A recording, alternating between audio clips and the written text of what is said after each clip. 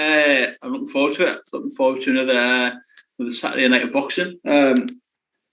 Sky Sports boxer continuing that sort of busy February, aren't they? I think the fight itself, and probably a bit much like Josh Taylor's career, is maybe gone under the radar a little bit. I think it's been sort of buried beneath Corn Brook for the week, but I'm expecting it to get going this week. And like I seen a tweet earlier on Twitter saying, once the Sky Sports juggernaut sort of gets behind it, and which was evident last week, I think that'll give this fight and Taylor's career going forward a real shot in the arm. So, it's the one I'm looking forward to. Scotland v England, all of Josh's belts on the line against Catterall. So, I'm very much looking forward to it.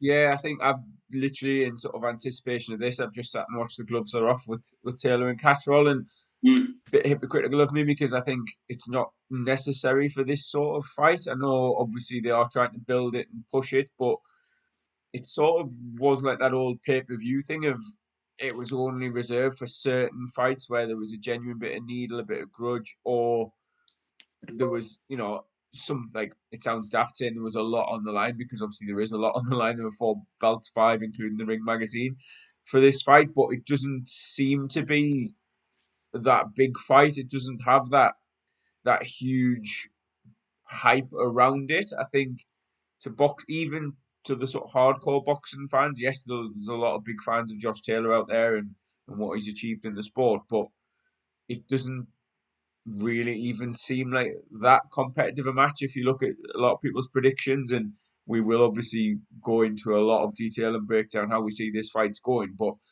with it being that mandatory defense, it's almost like the Kell Brook Frankie Gavin type of big fight, in that, I guess, there's a lot at stake. That it's obviously very important for both men involved, but from the outside or from a neutral point of view, it's not really caught fire or caught the attention of the wider boxing public yet. Do you think? Well, it's twofold really. Do you think partly this is down to Catterall, who just hasn't been seen for a long time? He feels like it. To me, it feels like sort of Dillian White levels of sort of mandatories and number one contenders and stuff. I feel like he's been waiting for this for an awful long time. Just been ticking over for what seems like at least 2 years, waiting for this one to come about. And Catterall himself isn't exactly the most high profile of British boxers. He's a real sort of, how do you word it? Like a boxer's boxer. He'd be on the Frank Warren cards, the MTK cards, but from Preston, and just doesn't. I don't know. I've never really got the hype about it. I'm a big fan of his. He's a very talented boxer, but he's not a household name, and I think he's the B-side here, like you mentioned on it. And Josh Taylor as well. This is my second question to you. Like, why is he not massive? Like an undisputed champion, absolute quality fighter. Is it just because he's fell in the wrong promotional hands, and maybe Sky will give him that platform now? Where to start with all of that? I think, addressing the Josh Taylor points first of all. I think partially because he's Scottish, and while that doesn't matter to me or to a lot of people, I think being north of the border means he doesn't get that mainstream attention down south, so to speak. Obviously, he has headlined on a pay-per-view against Regis Prograis. I think if you just analyse purely from a boxing sense what he's achieved, his profile should be up there with the heavyweights. It should be up there with the likes of Joshua and Fury. Like, he's, for me anyway, pound for pound, the best British boxer there is on the at the moment. I was going to say on the planet, but from our little islands. Obviously, again, we'll tag him in with Britain rather than just saying English or Scottish or whatever, because like, he is that talented, and what he has achieved in fewer than 20 professional fights is unbelievable. The list of opponents that he's been through, you see all the sort of comparisons of like the cumulative record of all his previous 6 opponents is like 150 odd fights, no defeats between them until the fought Taylor. And like, again, you can go through like Prograis or Ramirez last time out. He's also beaten like Apostol, who's no mug. Baranchik, he's fought. Like, he's been very much fast tracked, and he's shown that he's got the ability and the style to deal with that. So if you're judging it just on what's in the ring, yeah, he should be massive. He should be a worldwide superstar.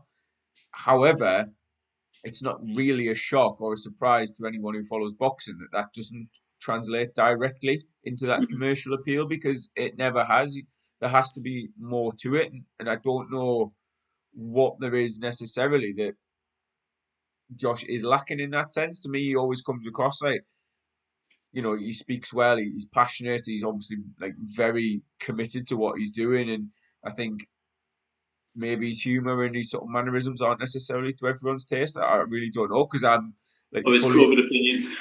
Well, I was going to get to that, and I think like again that side of things, like he kicked up a bit of a fuss saying because he was Scottish and like he wasn't getting the recognition in terms of sports personality of the year, but like we've seen Tyson Fury, who's again another very outspoken individual, admittedly, very controversially outspoken figure at times, not get that recognition as well. And I do think Taylor's outspoken views on COVID, he's obviously had legal troubles and alleged mishaps, whatever you want to like read into them in the past as well. So I do think that lends itself, and maybe like a lot of the mainstream media don't. Boxing's a niche sport anyway, isn't it? And it takes a very special individual to cross over into that mainstream culture. But how many like talented boxers have we seen further down the pyramid? And you can maybe link Jack Catterall into that bracket. Like based on ability, he should be more popular and shift more tickets than he does. And like again, Taylor's a sort of that exaggerated, higher profile version. But Catterall has done things the right way in terms of in the ring. He's got some very good domestic level wins on his record. He's beaten the likes of O'Hara Davis. Obviously, Taylor beat him earlier on in his career. I think he was like the first person as a pro to beat Tom Stalker. He said himself like he's gone in as the away fighter several times, and he's not had that promotional push. And if you were just basing that on ability, he would be getting hyped and pushed more than a lot of ticket sellers. So I think both of them in that sense, it probably explains a little bit as to why it hasn't got this real high profile big fight feel to it. And like it's not necessarily right. It's a fight I'm looking forward to, but I think if you analyse what's going to happen in the ring as well, there's a very strong case that it's going to be fairly one-sided in favour of Taylor, as good as I think Catterall can be. No, I do agree with that. And just before coming to the actual fight itself, just going back a little bit there, what you said about on Taylor, I think he's been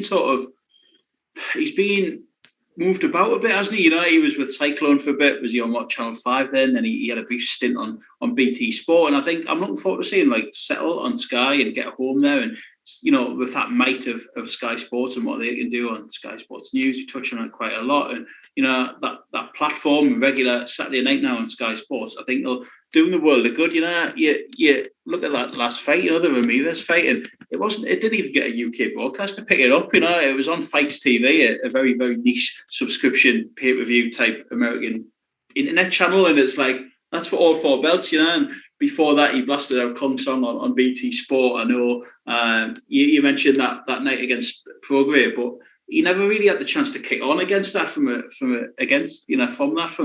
TV sort of broadcasting point of view, and it was criminal really that the big unification fight just wasn't on any sort of UK platform.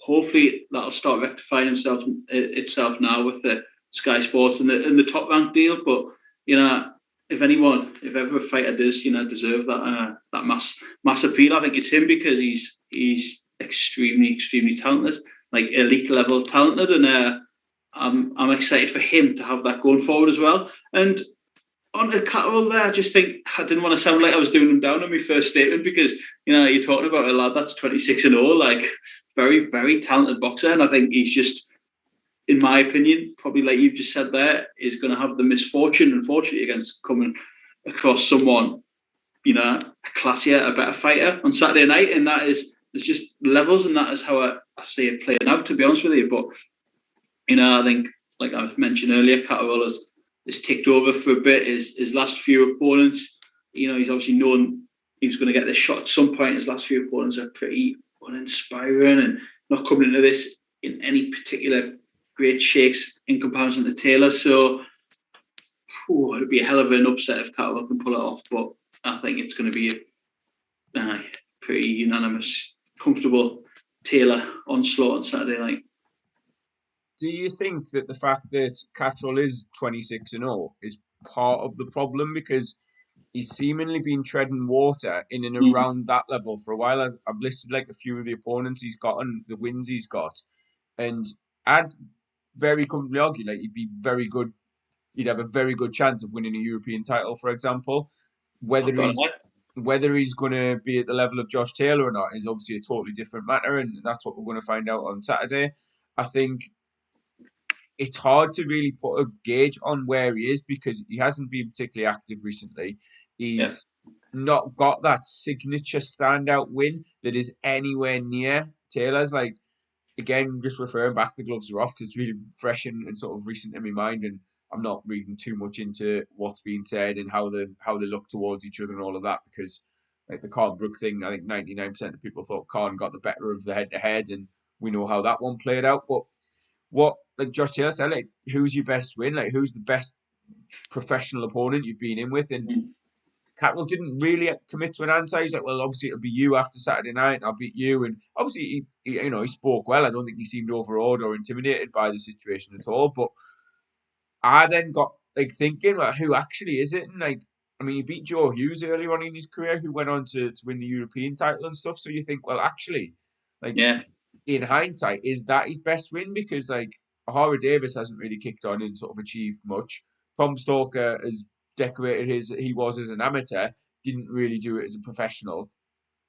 A couple of decent British wins like Tyrone McKenna, Tyrone Nurse, like that sort of domestic level. And you think, okay, that's a decent enough ledger, a decent enough record, but he's now in a world title position where, yes, he's earned that in going through the WBO route, and he took the step aside, didn't he, so that Taylor and Ramirez could like unify and have the undisputed fight. And he's now sort of, having been in that on the outskirts of a world title shot for the WBO, has now sort of hit the jackpot of having all four belts and like fighting the Ring Magazine champion. So on the one hand, is that a little bit more daunting and a bit more pressure in that he's not necessarily going to be able to, make that big step up after the recent inactivity?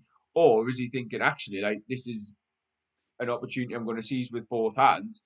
Like Taylor said, like, Catterall cannot be any more motivated. If he's not motivated for this opportunity that now he sees in front of himself, then there's something wrong with him. Like, he shouldn't be boxing if he can't get himself up for this and look to shock the world in that sense.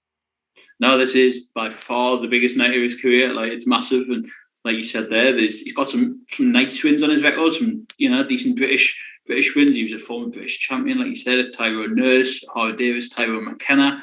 It's just, they're just not at the level of where Taylor's been. And like I said, his last three was Oscar Amador, 2019, journeyman away fighter, Timo Schwarzkopf, little 10-rounder in Dubai, and then,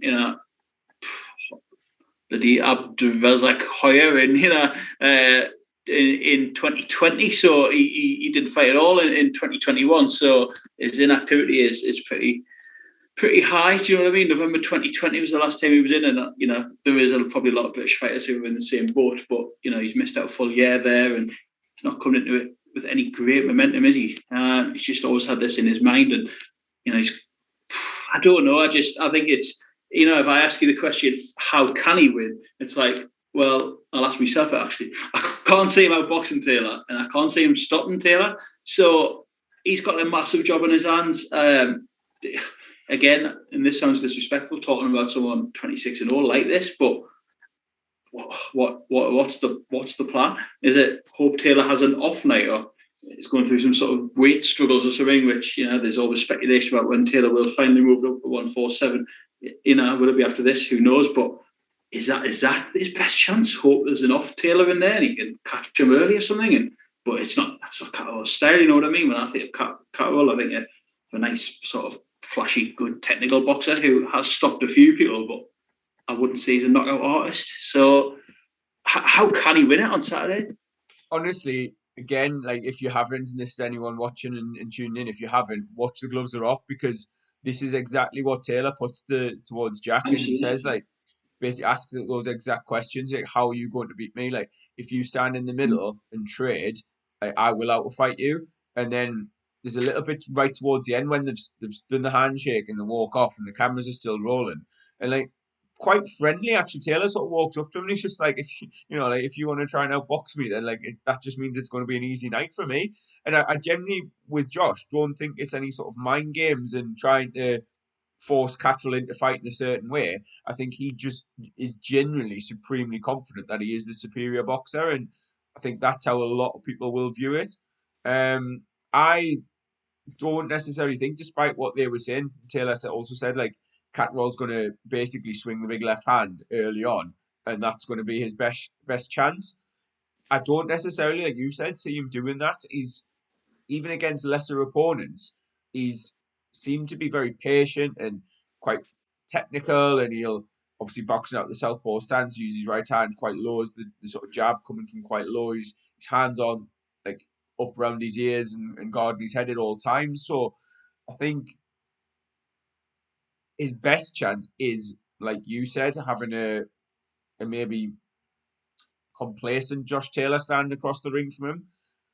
I don't think Taylor is that. From what I've seen, he seems to be getting himself really fired up for it, and that's just his normal way. Like whoever he's been in against, Ramirez, Prograis, Catterall, he seems to really revel in the fact that he's getting himself up for a bit of a fight and a bit of a tear up. And normally, I'd say if you're getting yourself too worked up, like the Liam Williams Eubank fight the other week, like with Williams getting himself really, really emotional, then that can play into your opponent's hands. But I don't see Catterall having that. Like, just I don't see how he's going to do enough to beat him over 12 rounds. I think if Taylor's not at his best, maybe looking a bit past him and has cut corners in training or has struggled with the weight, then I can see it potentially going the distance and being a lot closer than a lot of people are saying. But I can't see it being close enough where Catterall's going to get the decision. I think the worst possible outcome, and again, could end up with egg on my face come Saturday night, but I think the worst outcome is that this is a close, competitive, quite a boring fight where neither man really sort of establishes themselves. And I hate saying it in terms of prediction, but then I think the judges will probably edge towards Taylor if there's sort of quieter rounds, or, like could be a 10-10 round. Taylor will maybe get the share of those and win a close points decision, but I'm talking a severely undermotivated Josh Taylor, like 50-60%. If both of them come in anywhere near the best, I think Taylor's stopping him.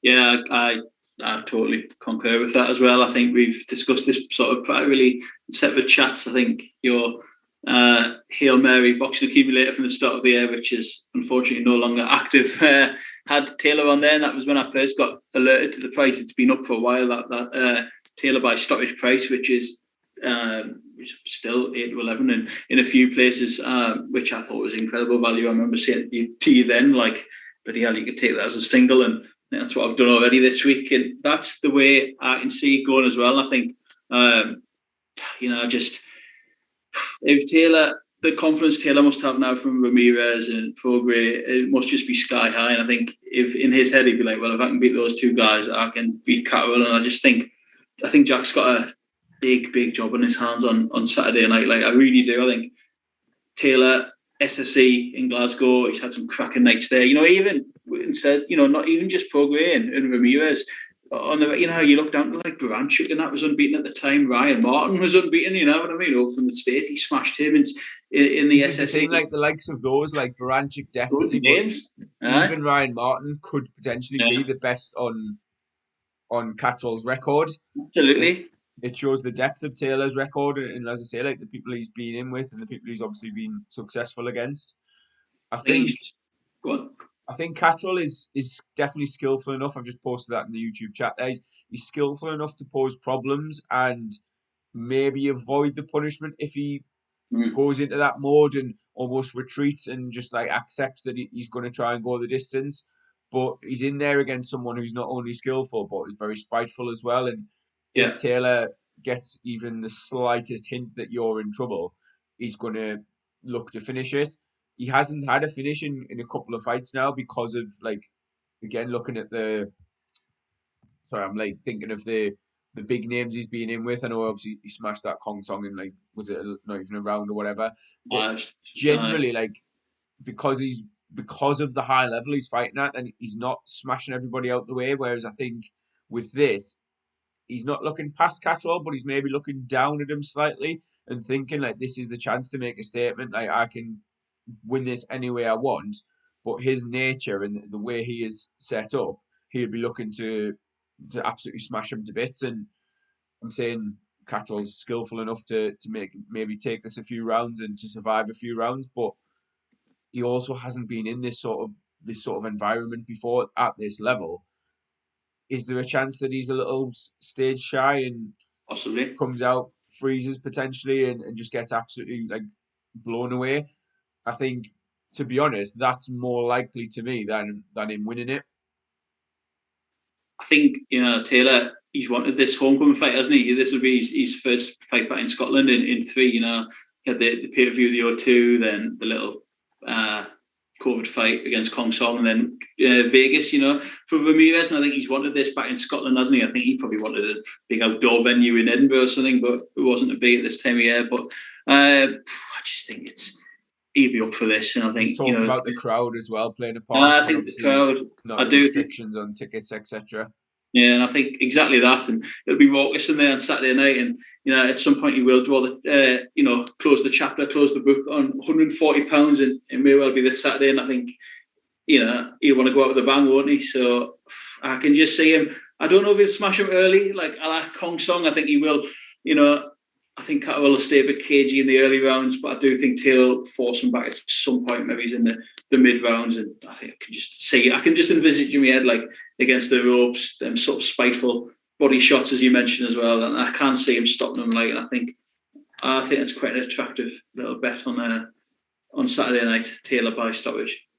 How much do you think the trainers are going to play a part in this one? Well, you put us on the spot there, haven't you? Yeah, like, I'll happily fill while you gather some thoughts. And the reason behind that question is just because, to me, they're both trainers where the jury is still out a little bit. Obviously, like Jamie Moore took over Carl Frampton after he left Shane McGuigan, and Ben Davison's done the same with Josh Taylor. And I think it's hard to sort of pinpoint a fighter that's gone with either Jamie Moore or Ben Davison, and you can 100% say that those trainers have, like, definitely improved those fighters. Would you argue Lee Wood with Ben Davison? You could argue that, yeah, definitely. I think, yeah, put me back on the spot there, but yeah, definitely. If you look at that, obviously the Kanzu performance, and we'll discuss that in more depth when we're previewing him against Mick Conlon. But yeah, like, there's definitely that argument for that performance. He's obviously gone from British level to a world, winning a world title or version of a world title winning performance. So yeah, that's a fair comment. I'll accept that one.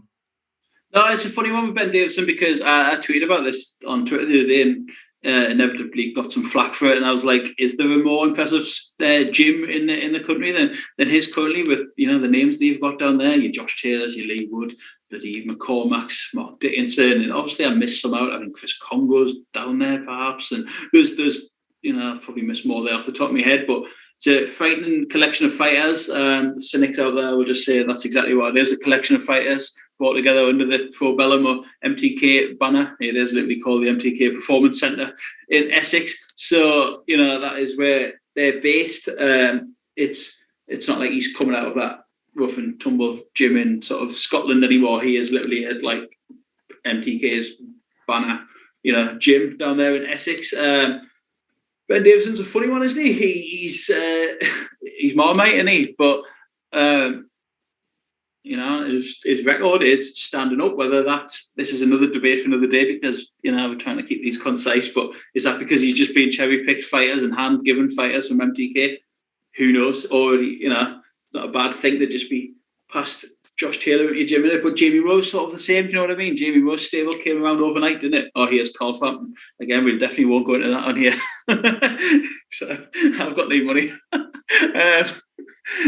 So it is interesting. I'm not sure how much of a part they will play, to be honest. I think it's possibly just going to come down to the levels of fighters. I think Jack Catterall is a very good fighter. Again, we don't really know his ceiling because we just know he's better than British level because he's done that in 2016, 17, 18, whatever. But is he fringe world level? Is he generally world class? Is he European? I don't know. We know what Josh Taylor is, and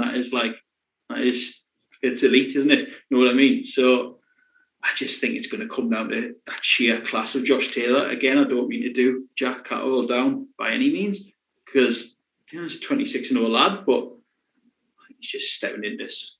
Maybe he's a step too far on Saturday night. Someone who's just better than him in all sort of attributes. Do you know what I mean? Yeah, I do, and I agree. I think we're coming down firmly on the same side of the fence with this one. I think he's going to win by points now, don't he? I know. I honestly think Jack Catterall has looked almost like he's coasted against lesser opponents, and you can definitely put that down to motivation, which obviously he's not going to be lacking on Saturday night. But I think where you separate that potential elite against someone who's very good is how they do that. And like you look at Josh Taylor domestically, he smashed his way through the likes of Ahara Davis and Dave Ryan. I remember watching for the Commonwealth title, thinking, "Oh no, this is like a decent, like talented prospect up against a very tough, durable domestic fighter." And again, the body shots, the spite, the power, everything, like getting that finish and forcing that finish, and he's done that all the way through up until he's faced fellow world class fighters like Prograis, like Ramirez. They're the type of fighters that have successfully taken him the distance. Obviously, not won the fights, but run him a bit closer. And I think even if Catterall is very, very good, as I sort of imagine and believe he is, I think you'll come up short on Saturday. And I think if I had to commit, I'm definitely saying Taylor's going to win. I think I would commit and say you'll stop him as well.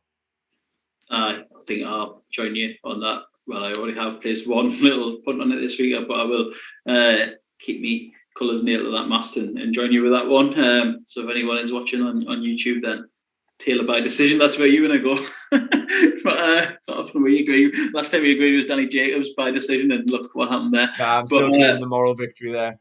Exactly, I should have two rights. But no, I'm looking forward to it. I think I'm looking forward to this next chapter in Taylor's career and sort of bedding down a home on Sky and Top Rank. Like I say, I don't think all of his fights will be in the UK because he's probably too good for that. He will be stateside again at some point, I'm sure. But for now, I think sort of savour it on Saturday night that we're going to watch like a truly elite British fighter in action on normal Sky, not box office, anything like that, regular Sky. And I'm very much looking forward to it. Hoping this is I don't want to say the start of things because he's bloody undisputed, but I mean the start of a new sort of chapter where a few more eyes get open towards the talent of Josh Taylor. So I'm looking forward to it.